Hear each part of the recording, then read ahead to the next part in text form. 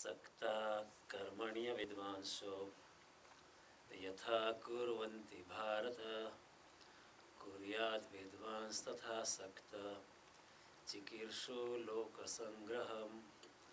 हे भारत, कर्म में आसक्त हुए अज्ञानी जन जिस प्रकार कर्म करते हैं उसी तरह आसक्ति रहित विद्वान भी लोक मंगल को चाहता हुआ या लोक संग्रह को चाहता हुआ उसी प्रकार उतनी ही तीव्रता से कर्म करे। और फिर बाद में भगवान कहते न बुद्धि भेदम जनयेत अज्ञानाम कर्म संगिनाम जोशयेत सर्वकर्माणि विद्वान युक्त समाचरण। परमात्मा के स्वरूप में अटल हुए ज्ञानी पुरुष को चाहिए कि वो खुद शास्त्र विहित कर्मों में आसक्ति वाले अज्ञानियों की बुद्धि में भ्रम अर्थात कर्मों में अश्रद्धा उत्पन्न न करे, किंतु स्वयं खुद शास्त्र विहित समस्त कर्म भली भांति करता हुआ उनसे भी वैसे कर्म करवाए। तो दो बात तो भगवान ने बड़ी अच्छी तरह बताई है कि जिस तरह अज्ञानी जन कर्म करते आसक्ति के साथ, फल की आकांक्षा के साथ हम लोग कर्म करते, जितने जोर से करते, जितनी तीव्रता से करते, जितने उत्साह से करते, जितने उमंग से करते हम, उसी तरह कर्मयोगी को चाहिए कि उतने ही जोर से, उतनी ही तीव्रता से, उतनी ही उमंग से, उतने ही उत्साह से वो अपना अनासक्त कर्म बनाए रखे।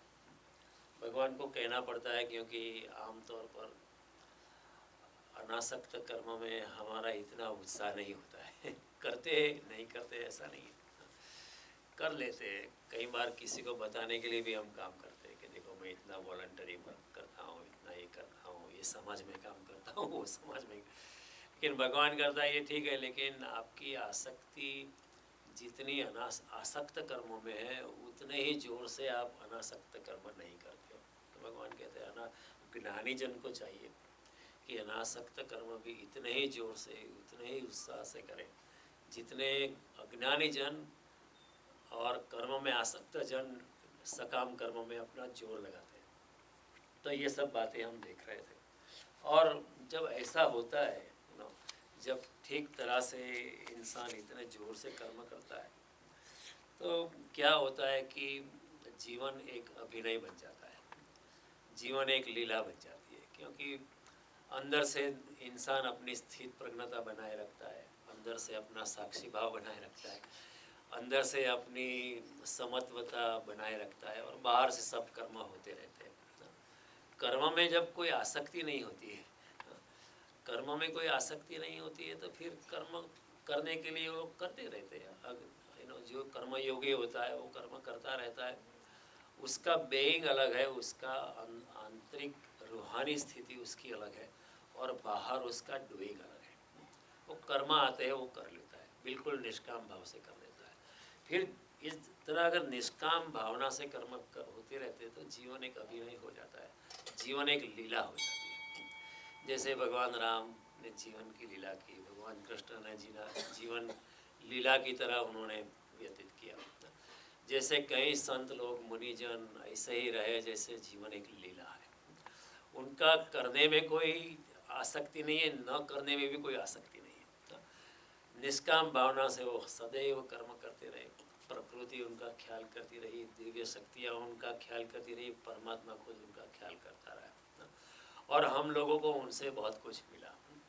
भगवान ने आगे कहा कि यदि यत आचरति श्रेष्ठा तत्तत एव इतरो जनो स यत प्रमाणम कुरुते लोकस्तद अनुवर्तते। जिस तरह श्रेष्ठ व्यक्ति जगत में कार्य करते हैं उसी को लोग ज़्यादातर अनुसरण करते हैं। भगवान का कहना है कि आमतौर पर लोग नकल करते हैं, तो ज्ञानी जन को भगवान कहते हैं कि तुम्हें अपने वर्ताव का ख्याल रखना चाहिए क्योंकि तुम्हारी लोग नकल करेंगे। तुम एक अगर आदर्श और श्रेष्ठ पुरुष हो, if you are a leader in the society, then you need to conduct yourself accordingly. तो वैसे तो भगवान ने कहा कि यस्तु आत्मरतिरेव स्यात् आत्मतृप्तस्य मानव आत्मेव च संतुष्टो तस्य कार्य न विद्यते। जो अपने आत्मा में ही स्थित है, आत्मा में ही संतुष्ट है, उसको कोई कार्य बाकी नहीं। नैव तस्य कृतेनार्थो न अकृतेनेहस्य कश्चन। उसका करने का भी कोई मतलब नहीं है, न करने का भी कोई मतलब नहीं है। हाँ? लेकिन फिर भी भगवान कहते हैं कि तुम्हारे लिए ठीक होता है, आप न करोगे तो भी ठीक है, हाँ?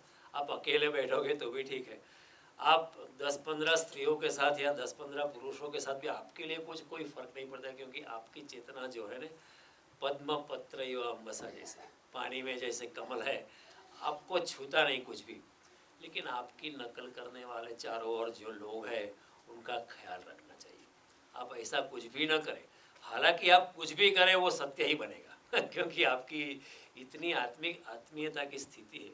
आप अगर बुद्ध जैसे हो, महावीर जैसे हो, आप कुछ करो भी या कुछ न करो भी तो भी उससे मंगल ही होता है। लेकिन आप ऐसा मत करो जिससे लोगों की मति भ्रमित हो जाए। ये लोक कल्याण की भगवान ने बात अगले सो में चिकीर्षु लोक संग्रह, लोगों के कल्याण को देख के लिए ज्ञानी को भी इतनी जोर से कार्य करना चाहिए, निष्काम कर्म, जितना कोई आसक्त व्यक्ति सकाम कर्म में जोर लगाता है। मैंने एग्जांपल देता रहा था कि रात को कोई मुझे जगाए, मैंने लास्ट टाइम आपसे बात की थी कि रात को कोई मुझे 3 बजे फ़ोन करे कि आज डेल्टा ऑनलाइन जाओ, वहाँ 1 सेंट में इंडिया की टिकट बिकती है, डेल्टा वालों की कुछ गलती हो गई है, वो पकड़ लेंगे, 1 घंटे में 2 घंटे में आप टिकट बुक कर दो 1 सेंट में। आप क्या कहेंगे? Thank you very much, then you will go and book the ticket. लेकिन रात को अगर पंडित जी अगर आपको फ़ोन करें कि सनातन मंदिर की एक दीवार गिर गई है, आप जरा सहायता के लिए आना, हाँ बहुत बारिश हुई है यहाँ, बहुत आपके पंडित जी कल अभी आना क्या ज़रूर, कल कर देंगे। क्योंकि निष्काम कर्म में हमारा इतना उत्साह नहीं होता है, हमारा इतनी तीव्रता नहीं होती जितना हमारा उत्साह तीव्रता सकाम कर्म में होती है। ब्लैक फ्राइडे के लिए अगर कोई कहेगा ब्लैकबेरी वर्जन 5 या आईफोन 5 और 6 बेचने वाला है तो आप लाइन में खड़े हो जाएंगे, और रात को 2 बजे से सुबह 7 बजे तक जब स्टोर खुलेगा। हाँ, लेकिन ऐसे ही किसी और निष्काम कर्म के लिए अगर काम करना है, रात को 2 बजे कोई नहीं आएगा तो भगवान कहते हैं, मैं जानता हूँ कि सकाम कर्म में इतनी तीव्रता बनती नहीं है, लेकिन योगी को चाहिए, कर्म योगी को चाहिए कि अपनी तीव्रता बनाए रखे, क्योंकि उस आपको अनुसरण करने वाले लोग हैं। और मनुष्य का ये स्वभाव है नकल करना। बचपन से हम नकल करते हैं बचपन से हम माँ बाप की नकल करते हैं, शिक्षक की नकल करते हैं, हमारे जो बुजुर्ग दोस्त होते हैं उसकी नकल करते हैं, पीयर प्रेशर में आते हैं। हम कपड़े भी एक ही ढंग के पहनते हैं। हर घर में जाओ तो एक ही तरह के वो कर्टेन होते हैं, ऐसे ही बेडरूम की व्यवस्था होती है, कोई अलग कुछ ओरिजिनल, कोई इंसान बहुत कुछ कम करते हैं, ओरिजिनल व्यक्ति होते नहीं जगत में, मौलिक लोग होते नहीं, आमतौर पर हम नकल ही करते हैं, सब कुछ में नकल होती है। तो भगवान जानते थे, इसलिए कहा यद्यत आचरति श्रेष्ठा तत्तत एव इतरो जनो। तो अर्जुन को कहते अगर तेरा भाग जाना प्रामाणिक भी हो, अगर तू सच्ची में मानता है कि तुम्हें भाग जाना चाहिए, लेकिन फिर भी तुम्हें नहीं भागना चाहिए, लेकिन लोग तुम्हारा अनुकरण करेंगे, लोग भी अपने कर्तव्य कर्म से चलित हो जाएंगे।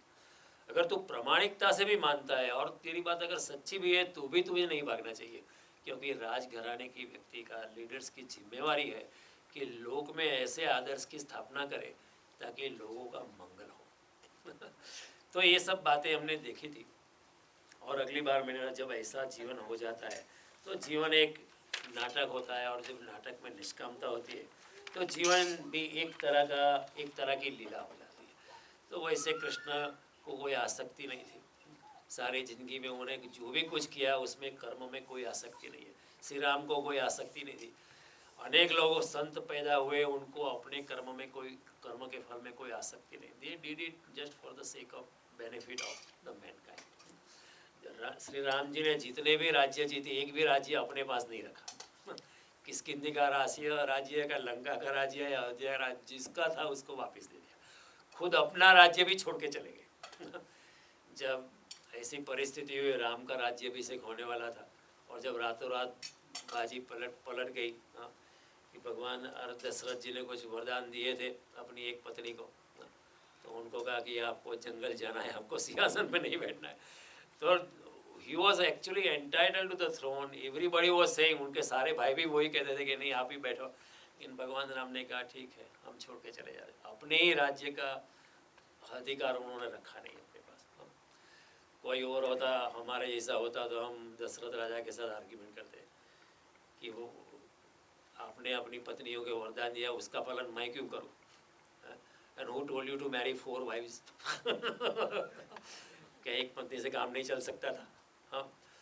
और अगर हम एग्री भी हो जाते हैं तो हमारी पत्नी भी हमारे साथ आर्ग्यूमेंट करती। सीता जी ने कहा आप जो ठीक है मैं भी आपके साथ चलूँगी, लेकिन आजकल की पत्नी आर्ग्यूमेंट कि you should have thought of me before committing, I married you because you are a prince and now you are going to jungle, what kind of husband are you? कम से कम मेरे साथ कंसल्टेशन करना चाहिए था। लेकिन जब निष्कामता होती है, जब सीता जी वैदेही स्वरूप में है, आत्मा में ही, अपने शरीर में है ही नहीं, जब सीता जी खुद आत्मस्वरूप है और श्री राम भी आत्मस्वरूप है, तो राज कारोबार या ये धन वो धन उसमें कोई आसक्ति नहीं। श्री कृष्ण ने उसी तरह अपना जीवन बिताया। इसलिए हमने भगवान राम के जीवन को चरित्र या लीला कहा, कृष्ण के जीवन को हमने चरित्र या लीला कहा है। उसी तरह कई लोग संत लोगों ने भी लीला की तरह, भीष्म पितामह ने भी एक तरह की लीला की, वैसे वो भी एक योगी थे।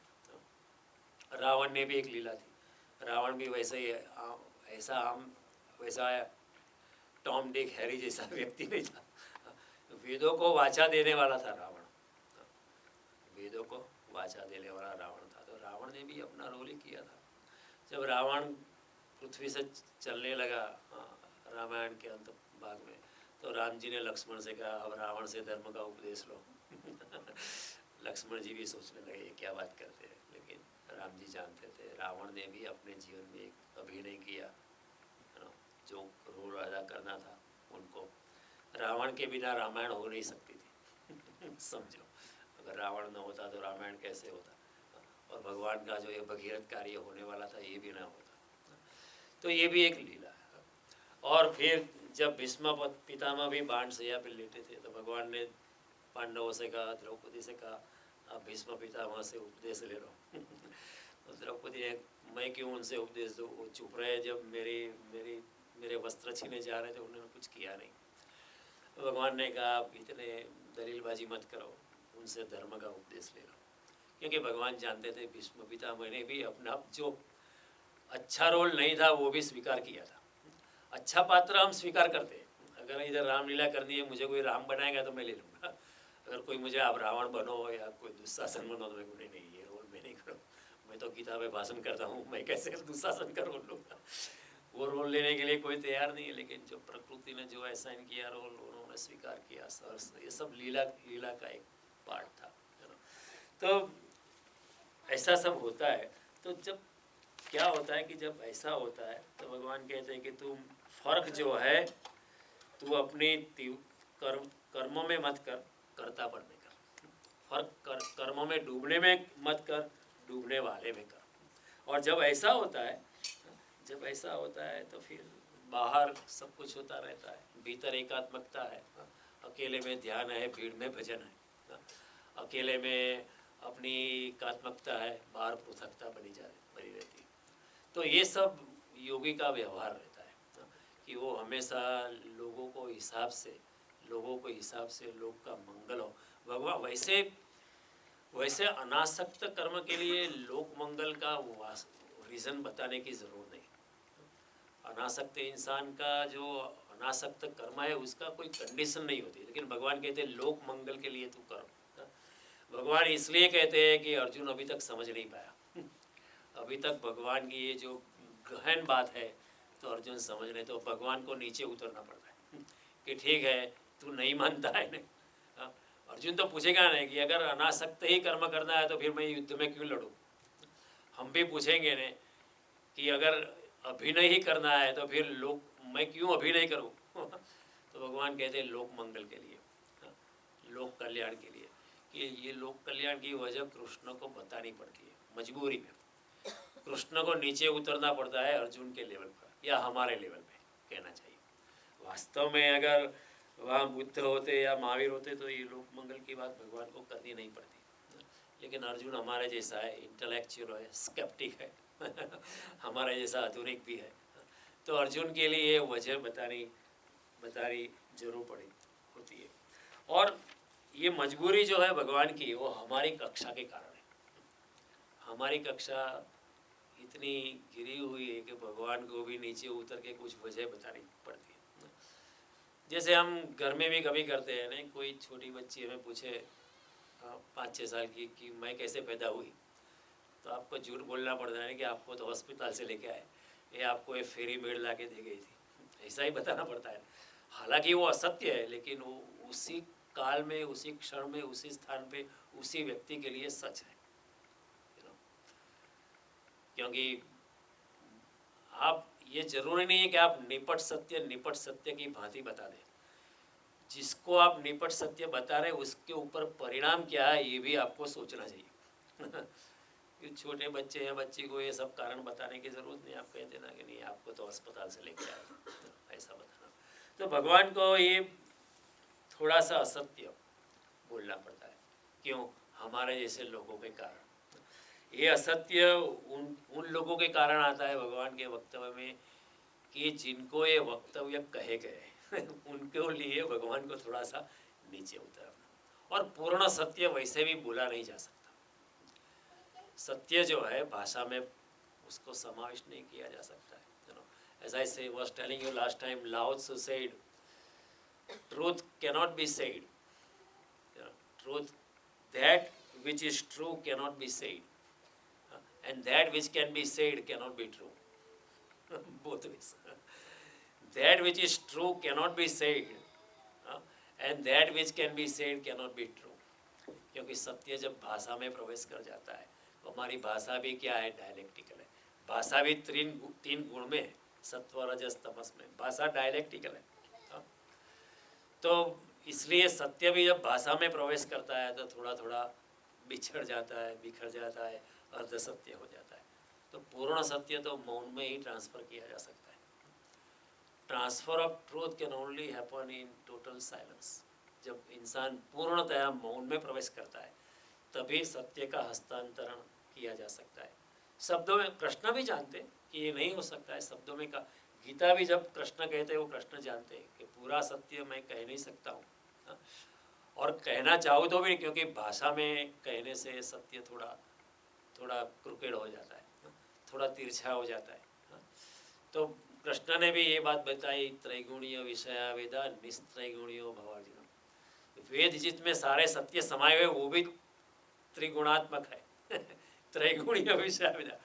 वैसे वेद के सत्य सनातन है, वो त्रिगुणातीत है, लेकिन जब भाषा में प्रवेश करते हैं तो त्रैगुणीय विषया वेदा हो जाता है। वेद का सत्य भी गुणात्मक हो जाता है। तो भगवान अर्जुन को तुझे तीनों गुणों से परे जाना है, निस्त्रैगुणियो भवार्जुन। इसलिए हमारी भाषा में से त्रिगुणातीत भगवान स्वामीनारायण को हम कहते हैं त्रिगुणातीत, सहजानंद स्वामी को कहते हैं तीनों गुणों से परे। जो स्वामीनारायण संप्रदाय में जो त्रिगुणातीत शब्द का जो इस्तेमाल होता है, ऐसे योगी के लिए जिसकी चेतना तीनों गुणों से परे हो गई, जितनी चेतना तीनों काल से परे हो गई, जो इंद्रियातीत हो गए, कालातीत हो गए, गुणातीत हो गए तो सत्य जो है वैसे भी कहा नहीं जा सकते। तो फिर भगवान को क्या करना पड़ता है? लोक मंगल के लिए। और लोक मंगल की बात जो है, कोई कपिल देव को या बुद्ध को या महावीर को या तुलसीदास जी को बताने की जरूरत नहीं थी क्योंकि उनके ऊपर कोई लोक मंगल की है, क्योंकि उनका तो होना ही लोक मंगल है बुद्ध कुछ करे या ना करे, बैठे भी रहे तो भी लोक मंगल होता है। रमण महर्षि साहब सारी जिंदगी कुर्सी पर बैठे रहे, फिर भी उनसे लोक मंगल ही होता है। कुछ ना करे, कुछ ना बोले, उनका देखना उठना बैठना ही लोक मंगल का कारण बनता है। लेकिन अर्जुन को लोक मंगल की बात ज़्यादा चोट करेगी। क्यों? क्योंकि ही इज़ अ लीडर। किसी भी लीडर को आप लोक मंगल की बात करो तो उसको ज़्यादा पकड़ती है इवन इन टुडेज वर्ल्ड आप कहेंगे लोगों का कल्याण होगा, आपकी इज्जत बढ़ेगी, हाँ ठीक है ये करते हैं। तो भगवान जानते हैं उसकी साइकोलॉजी। लोक मंगल के लिए कर दो। क्षत्रिय के लिए जो राजघराने का व्यक्ति है उसको लोक मंगल की बात ज़्यादा पकड़ती है। तो भगवान कहते हैं लोक मंगल के लिए तुम्हें करो। ये गीता भी एड्रेस्ड है। ये जो गीता हम देख रहे हैं, पढ़ रहे हैं, वो अर्जुन के लिए कही गई गीता है। उसके ऊपर अर्जुन का पता, नाम, पता लिखा हो। It is specifically address to Arjun. हालांकि हम लोग भी अर्जुन जैसे लिए, इसलिए हमारे लिए भी अच्छी है। लेकिन अगर भगवान अगर अभी पैदा हुए, अगर किसी आईटी प्रोफेशनल को गीता कहे तो उसको कुछ और ढंग से कहेंगे, किसी सिविल इंजीनियर को कहेंगे तो उसी और ढंग से कहेंगे गीता। क्योंकि लोगों का रिसेप्टिविटी क्या है, लोग क्या पकड़ सकते हैं। भगवान तो बहुत उच्चतर की बातें बता सकते हैं, लेकिन हम क्या पकड़ सकते हैं उस पर आधारित है। शायद बुद्ध भी गीता कह सकते थे, लेकिन उनके सामने कोई अर्जुन जैसा पूछने वाला नहीं था। बुद्ध को अर्जुन जैसा बुद्धिमान पूछने वाला कोई व्यक्ति था नहीं, तो वो गीता नहीं कह पाया। महावीर के सामने कोई अर्जुन था नहीं, जीसस के सामने कोई अर्जुन, लेकिन वो भी शायद गीता कह सकते। रमन महर्षि भी गीता कह सकते हैं, क्योंकि जो भी आत्मज्ञानी है उनका बोलना उठना सभी गीतामय होता है। तो इस तरह भगवान को थोड़ा सा असत्य उसमें जोड़ना पड़ता कि लोक मंगल के लिए। अभी भगवान एक आगे की बात कहती कि न बुद्धि भेदम जनयेत अज्ञानाम कर्म संगीनाम जोशय सर्व कर्माणि विद्वान युक्त समाचार। कि ज्ञानी जन को चाहिए कि अज्ञानी जन के बुद्धि में बुद्धि भेद या भ्रम पैदा न करे, बल्कि खुद सारे निष्काम कर्म खुद करके लोगों में आदर्श पैदा करे और उनको उनके पास भी ऐसे कर्म करवाए। जैसे मैंने कहा कि भगवान ने आगे भी कहा कि जो ज्ञान में प्रवेश हो चुका है, जो योगिक अवस्था में प्रवेश कर चुका है, कोई शंकराचार्य जैसा विद्वान इंसान है आत्मज्ञानी, उसके लिए कोई कर्म करने की आवश्यकता ही नहीं। वो तो कर्म करे या न करे उससे कोई भी फर्क नहीं पड़ता है ना। इसलिए भगवान के नैव तस्य कृतेनार्थो न अकृतेनेहस्य कश्चन। लेकिन भगवान कहता है ये बात तो ठीक है, लेकिन मैं आपको एक चेतावनी देता हूँ कि आप फिर भी कर्म करते रहो निष्काम। क्यों? क्योंकि लोग आपका अनुकरण करेंगे। अगर आप निष्काम कर्म करेंगे तो लोग भी करेंगे। People will follow you, people will blindly follow you. तो आप लोगों की बुद्धि में थोड़ा बुद्धि भ्रम मत करो, लोगों की बुद्धि को मत बहलाना, उनको भी ठीक रास्तों से आप उसका मार्ग। भगवान ने कितने प्रैक्टिकल बात की।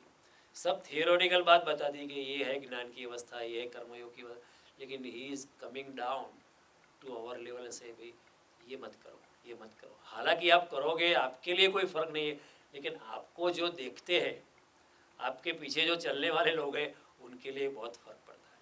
तो उनकी ज़िंदगी एक अंधेरे में ना चले जाए, उनकी ज़िंदगी में अस्त व्यस्तता पैदा ना हो, इसलिए उसका भी आप ख्याल करो। तो भगवान यही बात है। तो क्या होता है कि ये जो सूत्र है बहुत बहुमुखी सूत्र है, बहुमूल्य सूत्र है, और भगवान ने खास करके इस युग के लिए भी काफ़ी ये बात पर जोर दिया है। क्योंकि ज्ञानी की जो स्थिति है ना बहुत नाजुक होती है। अगर हमारे बीच में कोई आत्मज्ञानी व्यक्ति अगर हो तो उसकी स्थिति बहुत डेलिकेट होती है, बहुत नाजुक, क्योंकि वो जो कहेगा हम समझ नहीं पाएंगे, और अगर समझ नहीं पाएंगे हम उसको पागल मानेंगे। कई बार ऐसा होता है कि मैंने एक स्टोरी सुनी थी कि एक पागल इंसान था, वो कई कुछ कारण से पागल हो गया था, तो उसको पागल खाने में भर्ती कर दिया था, और फिर पागलों के बीच में रहता था। जब तक वो खुद पागल था तब तक कोई प्रॉब्लम नहीं था, कोई उसका कपड़े खींचता था, वो भी उसके कपड़े खींचता था, कोई उसके ऊपर पानी डालता था, वो भी उसके ऊपर पानी डालता था, सब चलता रहता था। सब धमाल मस्ती पागल खाने में जो पागल लोग करते वो करते रहते। लेकिन एक दिन कुछ वजह से वो पागलपन से मुक्त हो गया। He came back to his senses, which he was before. He was a very intelligent person. All of a sudden, for some reason, he came back to his original form. उसके बाद उसको पागल खाने में रहना बहुत मुश्किल हो गया। क्यों? क्योंकि वो पागल नहीं रहा। पहले जब तक वो खुद पागल था तब तक कोई प्रॉब्लम नहीं था, कि वो भी ऐसा ही व्यवहार करता था, उसको पता भी नहीं चलता था कि मैं क्या कर रहा हूँ। लेकिन पागलों के बीच में अगर किसी को बिन पागल को रहना है तो उसकी हालत बहुत ख़राब हो जाती है। वो अगर जेलर के पास जाए और बोले कि अभी मैं पागल नहीं हूँ, मुझे रिहा करो, वो कहेंगे सब पागल ऐसा कहते हैं, पागल जाओ अपने कमरे में वापस। क्योंकि सब पागल ऐसा ही कहते हैं ना कि मैं पागल नहीं हूँ, मैं तो अच्छा है, मैं समझदारी हूँ।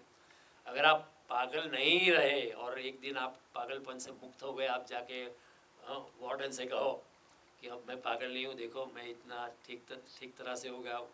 वो वार्डन क्या गया, मैं जानता हूँ सभी पागल ऐसा ही कहते हैं, तुम अपने कमरे में जाओ।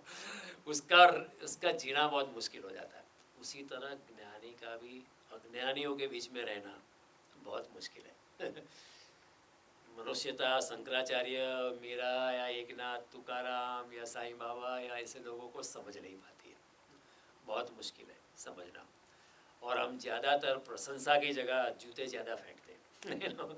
फूल फूल की जगह उनको सम्मान करने की जगह हम उनको अपमानित ज़्यादा करते हैं। ऐसा ही होता है। भगवान ने भी कहा है गीता में, गीता में भगवान ने खुद कहा है, ओ जानन्ति माम मूढ़ा मानुषीम तनुमाश्रिता। जब मैं मनुष्य शरीर में अवतरता हूँ संत के माध्यम से या योगी के जरिए या कोई ज्ञानी के जरिए, जब मैं खुद अवतार लेता हूँ तो मूढ़ जन अज्ञानी जन जो है वो मेरी मखौल उड़ाते। अवजानन्ति माम मूढ़ा मानुषीम तनुमाश्रिता परम भाव में जानंतो मम भूत महेश्वर। मेरे परम स्वरूप को वो जानते नहीं है, इसलिए मेरी मखौल उड़ाते हैं, बहुत मेरी फगेदी करते हैं। ऐसा ही होता है। इसलिए ज्ञानी की जो स्थिति है बहुत नाजुक है। ज्ञानी किस तरह उठे, तो ज्ञानी को, अगर ज्ञानी अपने ज्ञान के अनुसार ही आचरण करे, शुद्ध ज्ञान के अनुसार, तो कई लोग भटक सकते हैं।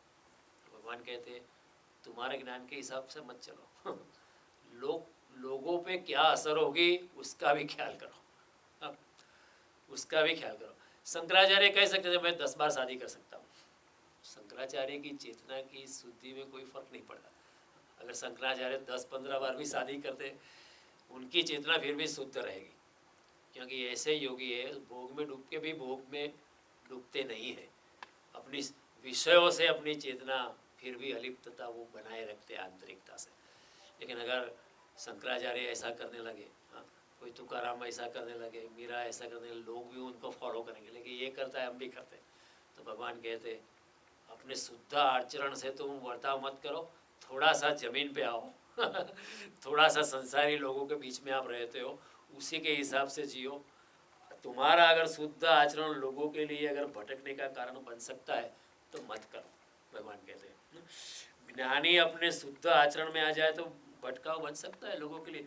ज्ञानी अपने शुद्ध ज्ञान की बात करे तो अज्ञानी के जीवन को अस्त व्यस्त कर सकता है।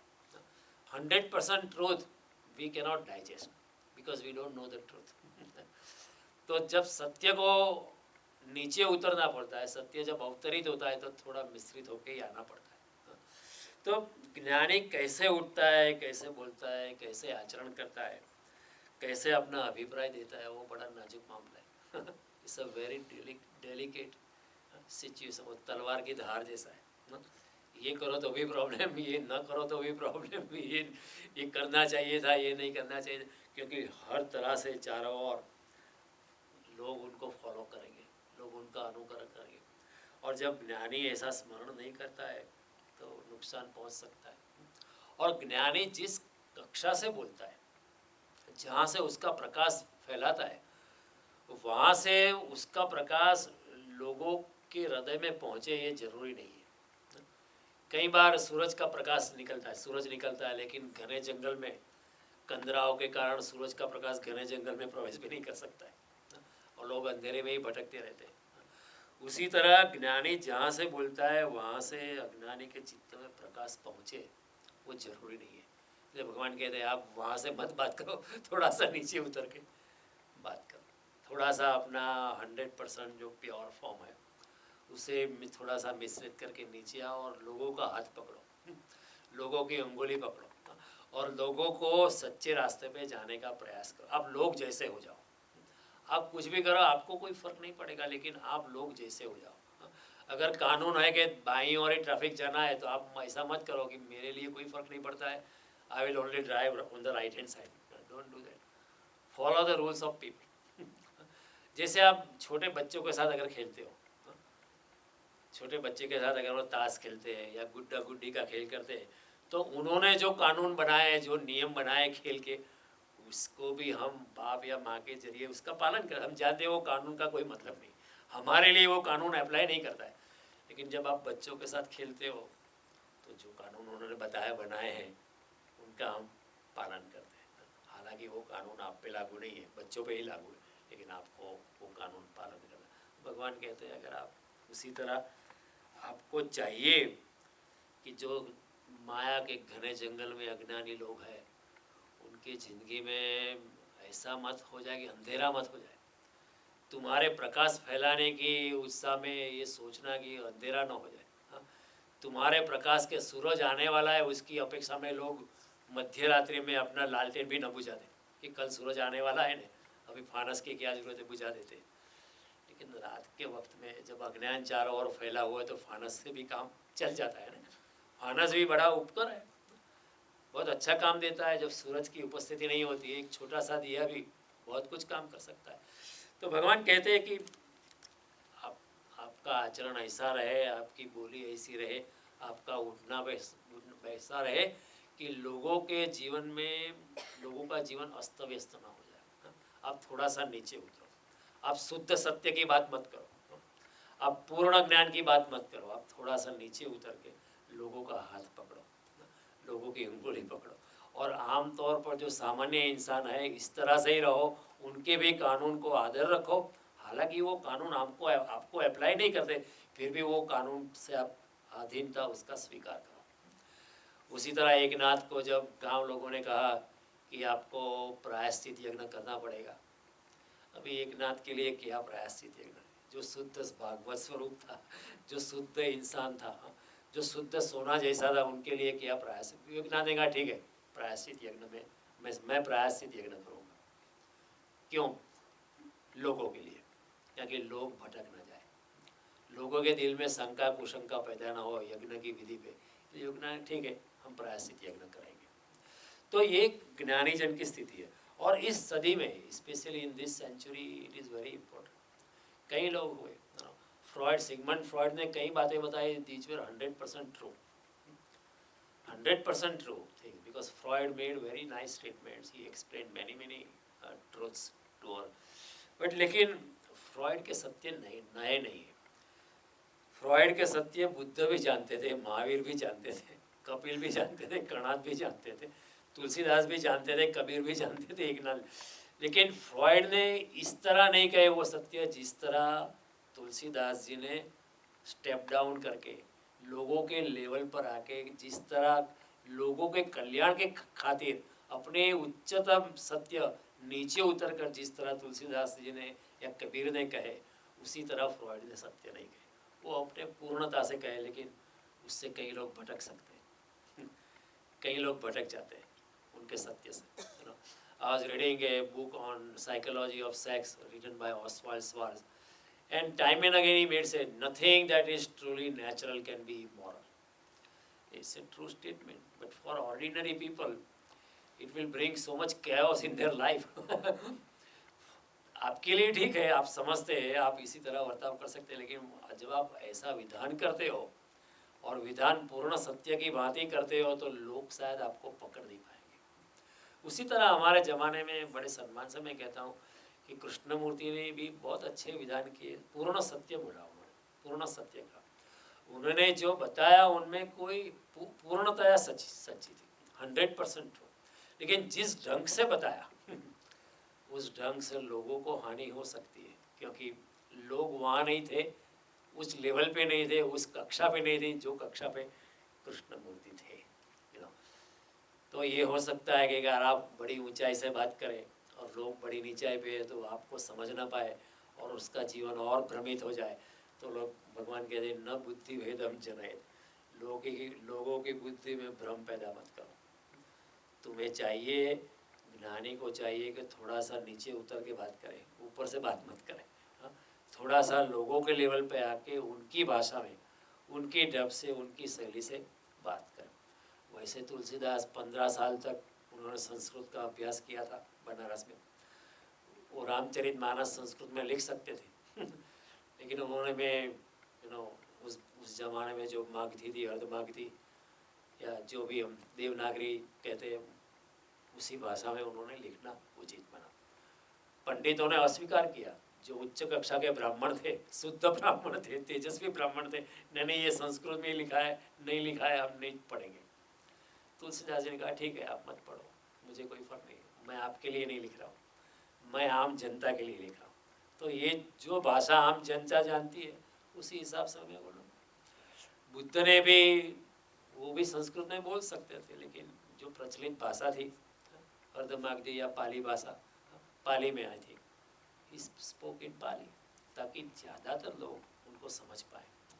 तो कहने का तात्पर्य ज्ञानी को कृष्णमूर्ति ने बहुत अच्छी बातें बताई, लेकिन कृष्णमूर्ति का सत्य बुद्ध भी जानते थे, महावीर भी जानते थे, कपिल भी जानते थे, कणाद भी जानते थे, कबीर भी जानते थे, गोस्वामी तुलसीदास भी जानते थे, लेकिन उन्होंने उसी भांति उस सत्य को नहीं बताया जिस भांति कृष्णमूर्ति ने बताया।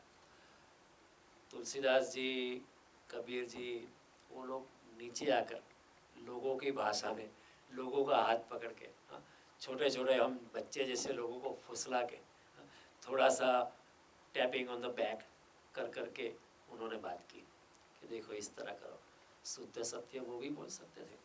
और ऐसा नहीं कि कृष्णमूर्ति ने जो कहा था वो गलत था, ऐसा भी नहीं, उनकी बात बिल्कुल सच्चाई थी। लेकिन 40 साल तक वो बोले और 40 साल तक लोग सुने, लेकिन वो अपनी कक्षा से बोले और लोग बिल्कुल बुद्धिमान लोग थे, पढ़े लिखे लोग थे, लेकिन कृष्णमूर्ति जैसी कक्षा किसी की आ नहीं सकती। बुद्धिमान होना अलग बात है और आत्मज्ञानी होना एक और बात है। कृष्णमूर्ति अपने आत्मज्ञान के लेवल से बात करें, आप कितने भी पढ़े लिखे होंगे आप सब पकड़ नहीं पाओगे। तो उसमें परिणाम क्या होता है कि लोग कृष्णमूर्ति को समझ भी नहीं पाए और गीता और रामायण और महाभारत भी उनके हाथ से छूट गया। फिर आप कृष्णमूर्ति को ही सुनते रहो, गीता नहीं पकड़ते हो, महाभारत भी नहीं पकड़ोगे, रामायण भी नहीं पकड़ोगे, भागवत भी, तो फिर वो भी छूट जाता है और कृष्णमूर्ति भी समझ से बाहर निकल जाते हैं। हालांकि with all respect Krishnamurti said absolute truth, लेकिन कृष्ण की जो बात यहाँ है कि न बुद्धि भेदम जनयेत अज्ञानाम कर्म संगीना। आप अज्ञानियों की बुद्धि में भ्रम पैदा मत करो, आपका वर्ताव ऐसा ना हो, आपकी वाणी ऐसी ना हो कि लोग विचलित हो जाए, लोग अपने कर्म से विचलित ना हो जाए। सूरज की अपेक्षा में लोग मध्य रात्रि के दिए भी मत बुझा दे। किसी की बात सुन के हम प्रभावित हो जाते हैं, हम कहते कल सूरज आने वाला ही है ना, ये दिया बुझा दो, लेकिन दिए का बहुत उपयोग था। रात्रि के अंधकार में दिया वॉज वेरी गुड, लालटेन was very useful, the lantern was very useful, कामगर था, it has a utilitarian value. जब तक सूरज नहीं निकलता तब तक तो लालटेन से काम चलता था, लेकिन आप लालटेन भी बुझा दे तो सारा अंधेरा छा जाएगा। और जब सूरज निकलेगा तो हम चकाचौंध रह जाएंगे, सूरज की रोशनी इतनी होती है और रोशनी कभी देखी नहीं है तो हमारी आंखें चौंधिया जाती है, we can not even estimate. यही होता है जब पूर्ण ज्ञानी पुरुष पैदा होता है जगत में, हम लोग उसके प्रकाश से इतने चकाचौंध से रह जाते हैं कि हम अंधे ही हो जाते हैं, उसके ज्ञान को, उसके प्रकाश को पकड़ नहीं सकते। ऊपर से हम, कई बार होता है आप जा रहे हो रास्ते में, जोर से कोई फुल फ्लड लाइट गाड़ी लेके आ रहा है, आपकी आंखें अंधे हो जाती, कुछ दिखाई नहीं पड़ता। फिर जो चली जाती है वो गाड़ी आपको पसार कर देती है, फिर भी 2-3 मिनट के लिए आपको कुछ दिखाई नहीं पड़ता है, क्योंकि वो ज़्यादातर प्रकाश की इंटेंसिटी में आपकी आँखों को देखने की क्षमता कुछ कम हो जाती है। तो भगवान कहते हैं ज्ञानी को आप फ्लड लाइट मत बनो। अगर लोग दिए से काम चला दे, आप छोटे दिए हो, आप सूरज हो सकते हो, आप चंद्रमा की बात ही हो सकते हो, लेकिन अगर लोगों को दिए का ही पता है तब दिए बन जाओ, लोगों का मार्गदर्शन करने के थोड़ा सा नीचे उतर जाओ, पूर्ण सत्य की। और इस तरह जब बुद्ध बोलते थे, महावीर बोलते थे, कपिल जी बोलते थे, कणाद जी बोलते थे, कबीर जी बोलते थे, गोस्वामी जी बोलते, तो उनके वक्तव्यों में ज़्यादा करुणा थी और ज़्यादा बुद्धिमानी थी कि वो लोगों के लेवल पे आके बात करते थे। तो जब लोगों के लेवल पे अगर कोई बात नहीं कर, निपट सत्य की भांति अगर कह दो तो ये गलत बात है। हमको ख्याल भी रखना कि जिनको ये सत्य कहा जाता है उनके ऊपर परिणाम क्या होगा। जिनको ये सत्य कहा जाता है उसके ऊपर परिणाम क्या होता है वो सोचना चाहिए। जैसे मैंने कहा छोटे बच्चे को आप कहो कि आप you are born through sexual intercourse between your father and mother, तो उसके ऊपर परिणाम ठीक नहीं होता है। तो ऐसा ही कहना पड़ता है कि नहीं, आपको तो एक फेरी मेड़ के दे गई थी। उस कच्ची उम्र के लिए, इमेच्योर लोगों के लिए, जो ज्ञान की अवस्था में नहीं है, उनको उसकी उसी की भाषा में, उसी के लेवल पे समझाना पड़ता है। हाँ? अगर आप निपट सत्य, बिल्कुल निपट सत्य की भांति बोल दो तो लोग शायद और गुमराह हो जाएंगे, आपको पकड़ भी ना पाएंगे। तो भगवान कहते हैं कि परिणाम क्या होगा। हाँ? यही इम्पोर्टेंट नहीं है कि आप सत्य को सत्य की भांति के, लेकिन आपका कहना मंगलदायी है लोगों के लिए, लोगों पे क्या मंगलदायी है, आपको सोचना चाहिए। तो जो जानते, कृष्णमूर्ति जो जानते थे वो ठीक ही जानते थे, लेकिन जिसको कहा गया था वो ठीक नहीं थे। ऐसा होता है, वो जो जानते थे वो ठीक ही जानते थे, उसमें कोई शक नहीं है, लेकिन जिसको कहा गया था वो ठीक नहीं थे। और जब तक वो ठीक नहीं, तब तक आप कुछ भी कहो वो गलत ही रास्तों पे चले जाएंगे। इसलिए हमारे सनातन धर्म में ये परंपरा थी, गुरु हमेशा देखता था, जब तक शिष्य उस लेवल पे नहीं आता है, उस कक्षा पे नहीं आता है, तब तक पूर्ण सत्य वो ट्रांसफ़र नहीं करते थे। अपना जो आत्मज्ञान था, अपनी जो आत्म प्रकाश की निष्ठा थी, वो लेवल उस पर ट्रांसफ़र जब तक शिष्य वो कक्षा पे नहीं आ जाता, क्योंकि वो जानते थे अगर पहले से ही बता दूँ तो वो भटक जाएगा, वो पकड़ नहीं पाएगा सत्य को। तो कई बार ऐसा होता था कि कोई शिष्य आता था तो गुरु उनको एकदम से सब कुछ बता देता, अपनी अपनी जो आत्मनिष्ठा था, अपनी आत्मपरायणता थी है, अपना जो आत्मज्ञान है उसका प्रकाश उसको दे देता था, क्योंकि वो रेडी था, तैयार था। हाँ? लेकिन कई शिष्य होते हैं आश्रम में 10 साल से काम कर रहे हैं, 15 साल से, उनको लगता है मैं इतने सालों से हूँ और मुझे कुछ किया नहीं गुरु ने, और ये अभी कल ही आया उसको सब कुछ दे दिया। शिष्य को भी ऐसा लगता है, लेकिन गुरु की दृष्टि अलग होती है कि जो कच्चा है उसको अगर आप बताएंगे वो पकड़ नहीं पाएगा और भटक जाएगा। तो ये भी एक प्रोसेस था। किसी चीज़ को गलत सिद्ध कर देना बहुत आसान बात है, लेकिन सही का पदार्पण करना सही का अवतरण करना बहुत मुश्किल बात है। किसी चीज़ को गलत सिद्ध करना बहुत आसान, बुद्धिमानी से आप कर सकते हो, लेकिन सही चीज़ का, सत्य का अवतरण करना, सही चीज़ का पदार्पण करना, लोगों के जीवन में लाना, ये बड़ी कठिन, श्रम करने वाली बात है। तो भगवान ज्ञानी को कहते हैं तुम्हें श्रम करना है, बहुत परिश्रम करना है लोक कल्याण के लिए, लोक मंगल के लिए। जब ब्राह्मण की बात करते हैं गीता में कि ब्राह्मण के क्या गुण धर्म है, तो भगवान कहते हैं जो कष्ट सहन करके भी लोगों में ज्ञान का प्रकाश फैलाता है उसका नाम है Brahmin. Personally suffering everything but still remaining committed to transfer of true knowledge is a true Brahmin. उसके व्यक्तिगत जीवन में बहुत मुश्किलें आती है। व्यक्तिगत जीवन में जब कोई ज्ञान के मार्ग में चलता है या ज्ञान बताने के मार्ग में चलता है तो उसके जीवन में, पर्सनल लाइफ में बहुत मुश्किल आती है, सारा पर्सनल जीवन उसका तीतर भीतर हो जाता है। हाँ, लेकिन भगवान कहते हैं कष्ट को सहन करके भी आपको ज्ञान के मार्ग में अचलित रहना है। तो ये कहते हैं भगवान कि आपको ख्याल रखना चाहिए, क्योंकि अगर अनासक्त एक व्यक्ति भाग सकता है अपने कर्म से, उसके लिए कोई फर्क नहीं पड़ेगा, लेकिन उसको देखकर अज्ञानी जन भी भाग जाएंगे तो वो तो गलत रास्ते पे चल जाएगा। अर्जुन को भगवान यही कहते हैं कि अगर तू ज्ञानी भी है, अगर भाग भी जाता है, तेरे लिए शायद कुछ फर्क नहीं पड़ेगा, लेकिन लोगों का जीवन अस्त व्यस्त हो जाएगा। ज्ञानी अगर भाग भी जाए, जैसे भगवान रणछोड़ बन गए वो भाग गए, उनके लिए कोई फर्क नहीं पड़ता। लेकिन भगवान कहते हैं कोई दूसरा इंसान अपने कर्म से भाग जाता है, कोई ज्ञानी जन, कोई योगी जन अपने कर्म से चलित हो जाता है, तो उसको देखकर अज्ञानी भी, उसके कर्म भी अस्त व्यस्त, वो काम्य कर्मों की जाल खड़ी कर देते हैं। कई बार ऐसा है ना, जब दुकानदार मंदिर जाता है तो मंदिर नहीं जाता है, वो मंदिर को भी दुकान बना देता है। फिर पंडित जी को आगे सवाल पूछा आज आरती में कितना कलेक्शन होगा उसका सवाल यही होगा।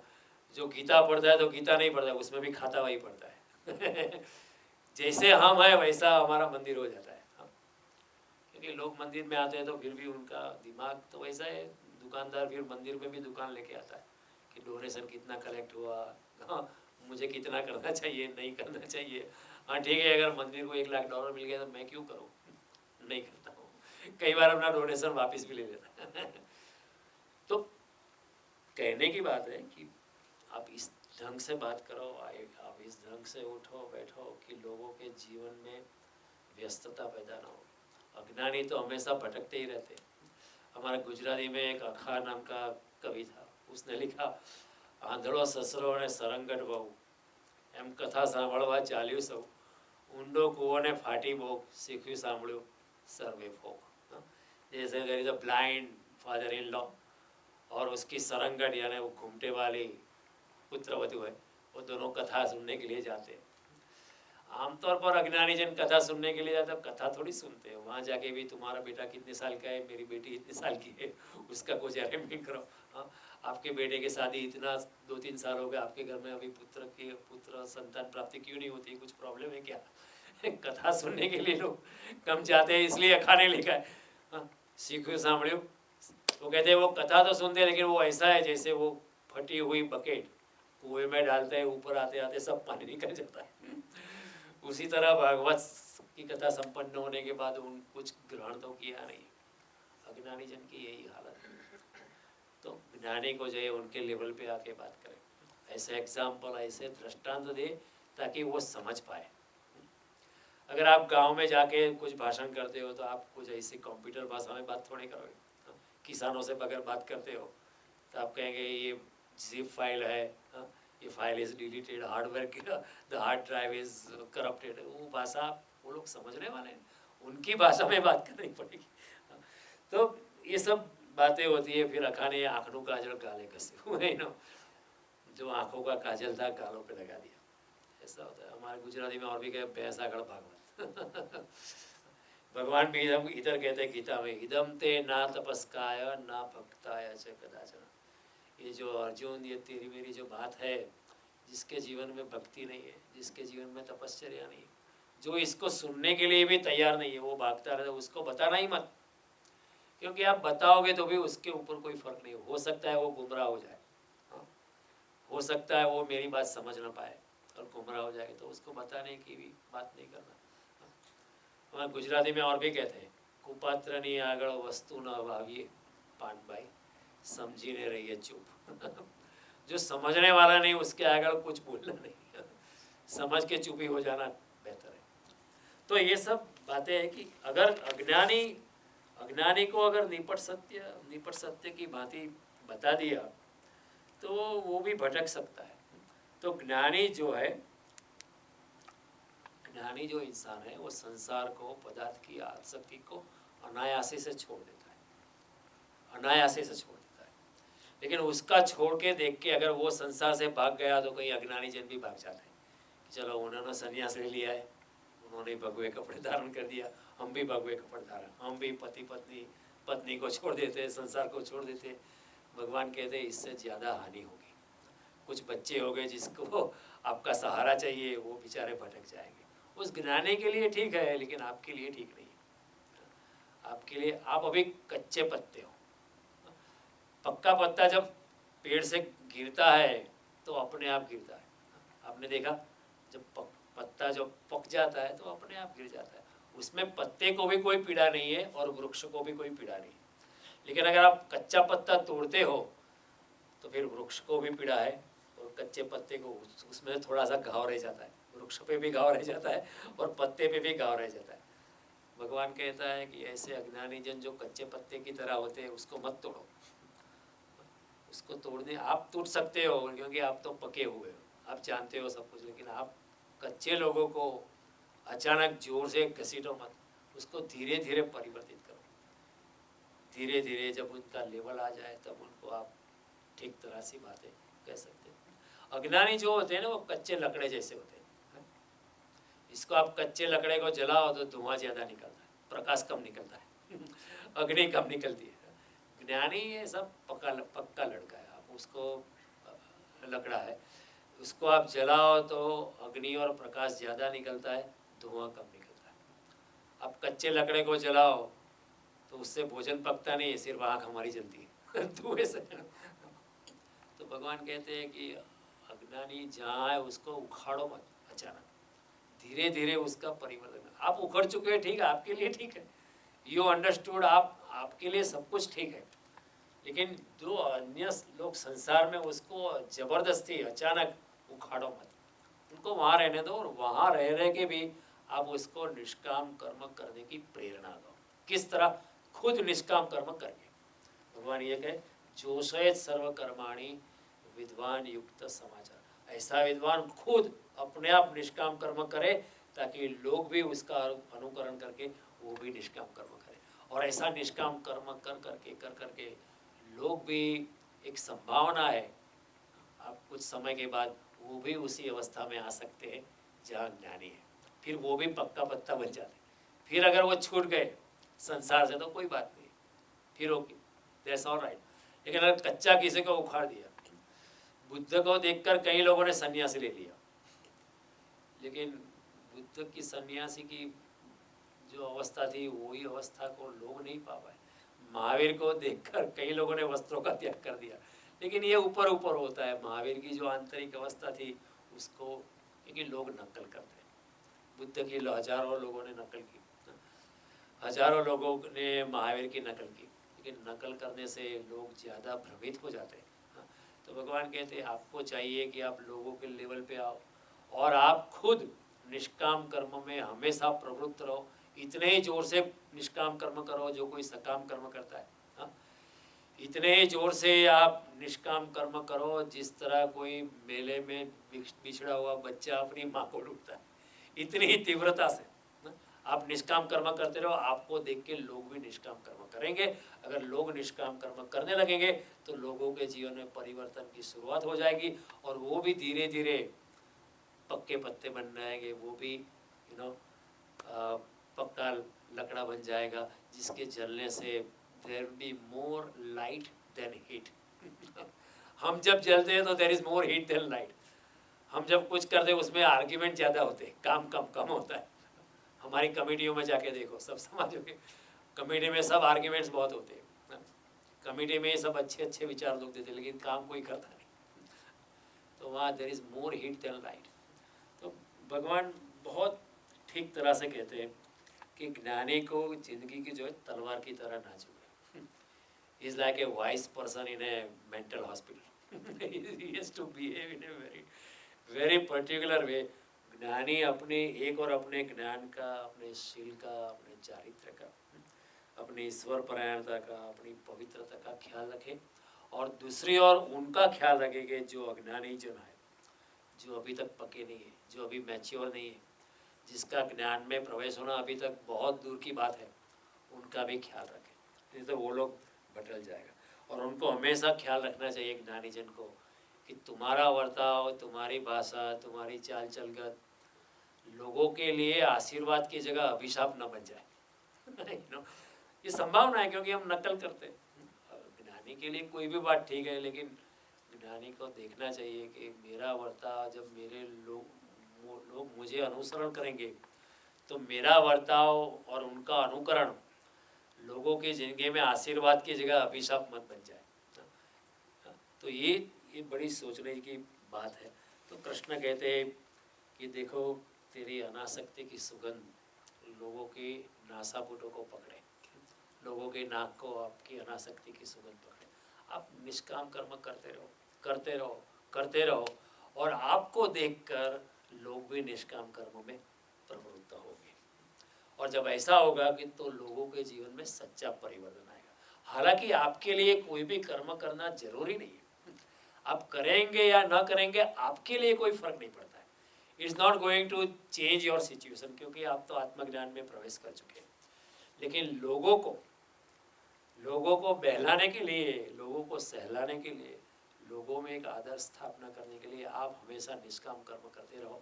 लोगों के लेवल पे आके लोगों के जो लोगों ने जो कानून बनाए उसका पालन करते हुए आप अपने निष्काम कर्म जारी रखो ताकि लोग भी निष्काम कर्म में प्रवेश करें। तो ये बात भगवान ने बड़ी करुणा से बताई कि ज्ञानी का वर्ताव भी ऐसा होना चाहिए कि कोई अज्ञानी भटक न जाए। और आमतौर पर अगर ज्ञानी एक ख्याल नहीं रखता है तो अज्ञानी भटक सकता है। तो भगवान कितने करुणामय है, कितनी इतनी छोटी सी टेक्निकल मैटर्स भी गीता में उन्होंने बताई है। जो गीता वैसे तो पूर्ण ज्ञान की बात है, पूर्ण सत्य की बात है, लेकिन भगवान ने कहा जरा संभल के तुम्हें ऐसा कुछ भी नहीं करना चाहिए। अगर आपका करना ठीक भी है फिर भी वैसा नहीं करना चाहिए, ताकि लोगों की ज़िंदगी में कुछ बहलाव पैदा मत हो, लोगों की ज़िंदगी अस्त व्यस्त न हो जाओ।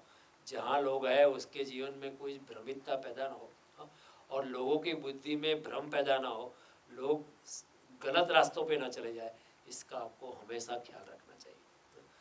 तो ये कृष्ण की बात बड़ी करुणा से, और it is also connected with the first श्लोक, पहले का जो श्लोक है कि यद यद आचरति श्रेष्ठ तत्तदेव इतरो जनो स यत् प्रमाणम कुरुते लोकस्तत् अनुवर्त।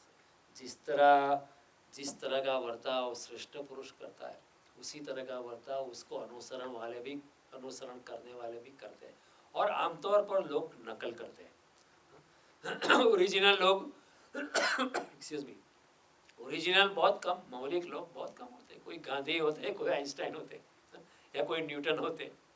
आमतौर पर बहुजन समुदाय जो है नकल करते हैं। तो भगवान कहते हैं तो नकल तो चलती रहेगी, अगर तू ठीक तरह से काम नहीं करेगा, ठीक तरह से बर्ताव नहीं करेगा, तो लोग भी तेरे गैर ठीक बर्ताव की नकल करेंगे, लोग भटक जाएंगे। इसलिए अर्जुन ने दूसरे अध्याय में सवाल पूछा था, आपको अगर याद है तो, कि स्थित प्रज्ञस्य का भाषा समाधिस्य केशव स्थित देर किम प्रभासित किम आसेत ब्रजेत किम। स्थित प्रज्ञ इंसान कैसे बोलता है, कैसे उठता है, कैसे बैठता है। हमको लगेगा अर्जुन कैसा है, इतना बारिश सवाल पूछता है, ये बच्चों जैसा सवाल क्यों पूछता है, लेकिन अर्जुन के पूछने में भी बुद्धिमानी है, क्योंकि स्थित प्रज्ञ किस तरह बोलता है, किस तरह उठता है, किस तरह बोलता है, कहाँ जाता है, कहाँ नहीं जाता है, उससे लोगों के ज़िंदगी में काफ़ी फ़र्क पड़ सकता है, काफ़ी फ़र्क हो सकता है। तो ये बात भगवान ने बड़ी करुणा से बताई है।